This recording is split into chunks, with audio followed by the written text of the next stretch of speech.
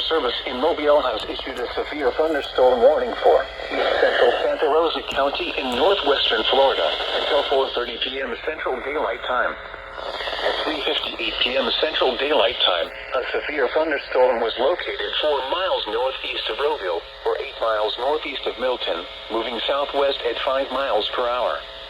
Hazard, 60 miles per hour wind gusts and penny-size hail. Source, radar indicated. Impact, expects damage to roofs, siding, and trees.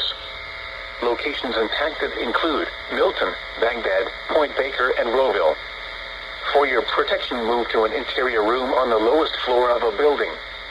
Hail and damaging winds and continuous cloud-to-ground lightning is occurring with this storm. Move indoors immediately. Lightning is one of nature's leading killers. Remember, if you can hear thunder, you are close enough to be struck by lightning. Repeating, a severe thunderstorm warning has been issued until 4:30 p.m. Central Daylight Time for the following county: Santa Rosa, Florida.